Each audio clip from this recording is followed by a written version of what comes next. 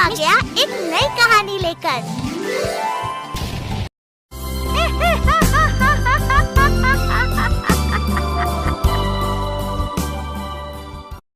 एक गांव था झुरमुट। उस गांव के बाहर एक कुआं था। गांव के लोग उस कुएं से पानी तो क्या, कभी उसके आसपास भी नहीं भटकते थे, क्योंकि उनका मानना था कि उस कुएं में भूत रहते हैं। हर अमावस्या की रात को उस कुएं से भूतों की एक बारात बाहर निकलती है, गाजे बाजे के साथ। उस बारात में एक दूल्हा जो घोड़े पर सवार होता है, वो भी भूत होता है। वो बारात गांव में आती है और एक जवान लड़की को ले जाती है। आज फिर ये मनहूस अमावस्या की काली रात आ गई। घर में जवान बेटी है, कैसे उसकी रक्षा करूं? डरने की कोई जरूरत नहीं, मैंने सभी खिड़की दरवाजे बंद कर दिए हैं। कोई भी दरवाजा खटखटाए तो खोलना मत। आज हम में से कोई नहीं सोएगा। तभी सुखदेव की बेटी विमला बोलती है, बापू मुझे कुछ होगा तो नहीं ना? मुझे उन भूतों के साथ नहीं जाना। मेरी बच्ची, हमारे होते हुए तुझे बिल्कुल भी डरने की जरूरत नहीं। पूरा गांव अपने अपने घरों में छिप कर बैठा था।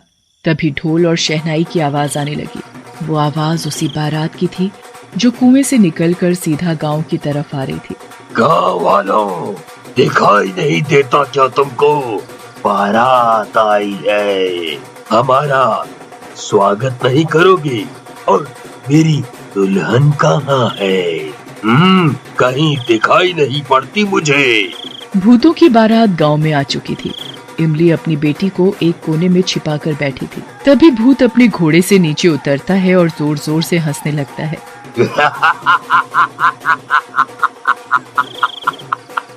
आज मेरी शादी है, बिना दुल्हन लिए मैं यहाँ से जाने वाला नहीं। तुम लोग मेरी दुल्हन को मेरे साथ विदा करते हो या मैं खुद उसे अपने साथ ले जाऊं?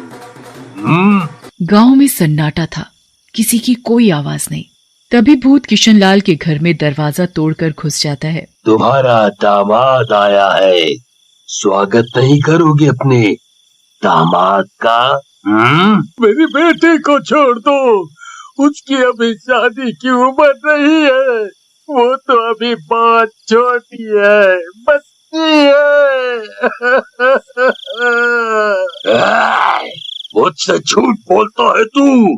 कल ही तू अपनी बेटी के लिए दूसरे गांव लड़का देख कर आया है। मुझे सब पता है, सब पता है। मेरी बेटी को हाथ लगाने की कोशिश भी मत करना। मैं उसकी माँ हूँ।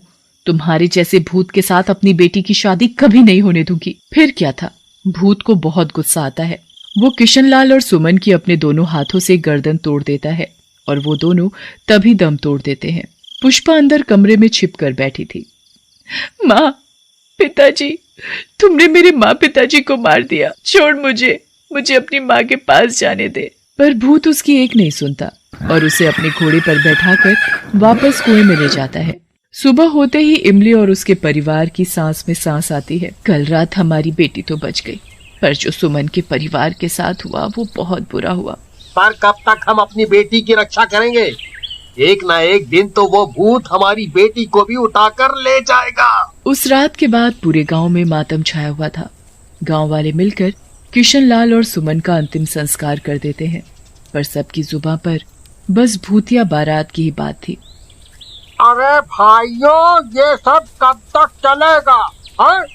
वो भूत इस गांव में घुस जाते हैं और हमारी ही आंखों के सामने हमारी बेटी को उठाकर ले जाते हैं।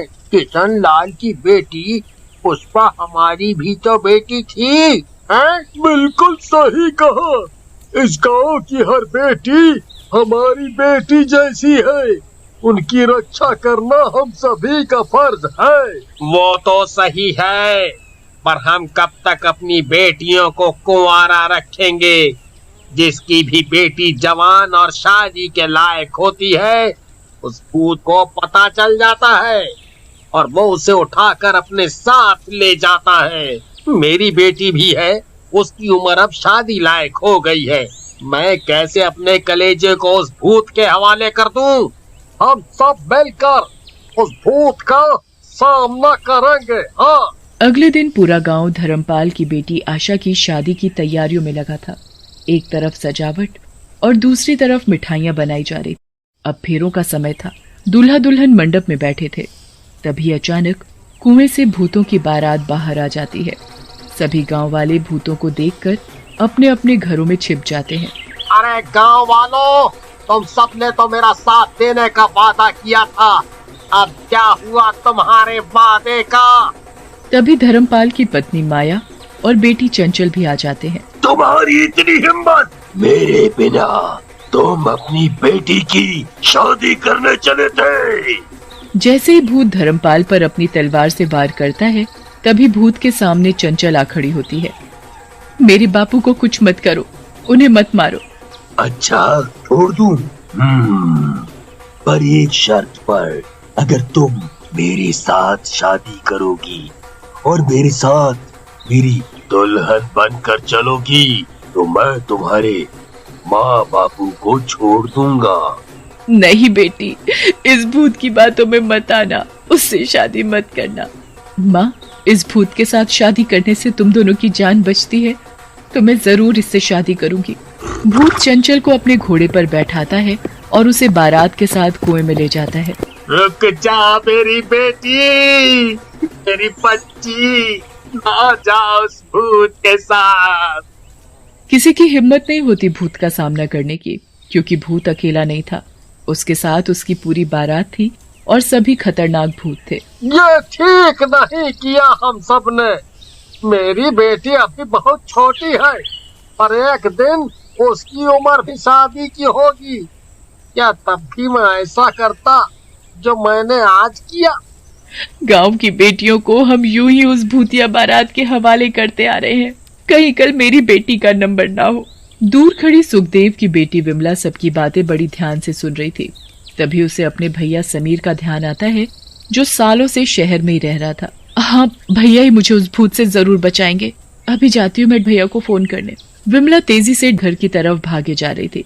घर पहुंचते ही विमला अपने भैया समीर को फोन करती है। फोन समीर ही उठाता है। भैया, मुझे बचा लो, मुझे भूत से शादी नहीं करनी। छोटी, चुप हो जा। और तू ये क्या बोले जा रही है? कौन भूत? किसकी शादी? विमला समीर को उस भूतिया बारात के बारे में सब बता देती है। ये सब क्या है? भला भूत की भी कोई बारात होती है? मैं सच बोल रही हूँ भैया। छोटी, अब तुझे घबराने की कोई जरूरत नहीं। मैं अगली ट्रेन पकड़कर सीधा गांव आ रहा हूँ। मैं भी तो देखूं जरा उस भूत को। समीर तुरंत ट्रेन पकड़कर शाम तक गांव पहुंच जाता है। गांव पहुंचते ही समीर गांव वालों पर बहुत गुस्सा करता है। तुम सब कितने कायर हो? अपनी ही बेटी को उस भूत के हवाले कैसे कर सकते हो? मुझे अभी भी यकीन नहीं हो रहा कि तुम सब सच बोल रहे हो। क्या मुझे कोई पूरी बात बताएगा? हमने कभी तुझे इसलिए नहीं बताया कि कहीं तू परेशान न हो वहाँ। मैं बताता हूँ अब। कई साल पहले इस गांव में दूसरे गांव से बारात आ रही थी, नाचते गाते हुए। सभी बहुत खुश थे, पर अचानक रास्ते में कुछ लुटेरों ने बारात को रोक लिया और उन्हें लूटने लगे। उनके सभी कीमती गहने और सभी पैसा उन लुटेरों ने ले लिया था। बारात के साथ जो दूल्हा था, उसने उन लुटेरों से बहुत विनती की कि उन्हें जाने दें, छोड़ दें, पर लुटेरे मार पीट पर उतर आए। अच्छा, तो ये बात है। मुझे एक तरकीब सूझी है। तुम सबको मेरा साथ देना होगा। उस मंडप में दुल्हन की जगह मैं बैठ जाऊंगा, दुल्हन का जोड़ा पहनकर। वो भूत मुझे दुल्हन समझकर अपने साथ उठा कर ले जाएंगे।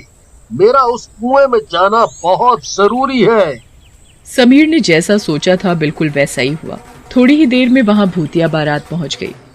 भूत अपनी दुल्हन को उठाकर अपने घोड़े पर बैठा लेता है, फिर बारात कुएं में चली जाती है। अंदर का नजारा देखकर समीर के होश उड़ जाते हैं। चारों तरफ कंकाल पड़े थे। वो कंकाल उन सभी बारातियों के थे जो अब मरकर भूत बन गए थे। तभी समीर अपने से दुल्हन का जोड़ा अलग कर देता है। धोखा, मेरे साथ धोखा हुआ। दुल्हन की जगह इस लड़के को भेजो। तभी समीर अपनी जेब से माचिस निकालता है और उन सभी कंकालों में आग लगा देता है। सभी कंकाल जलते ही पूरी बारात दूल्हे समेत गायब हो जाती है। ओह, मैं तो बताना भूल ही गया। ये कहानी आपको अच्छी लगी तो वीडियो को लाइक, कमेंट और शेयर कर दो। अच्छा, फिर आऊँगा एक नई कहानी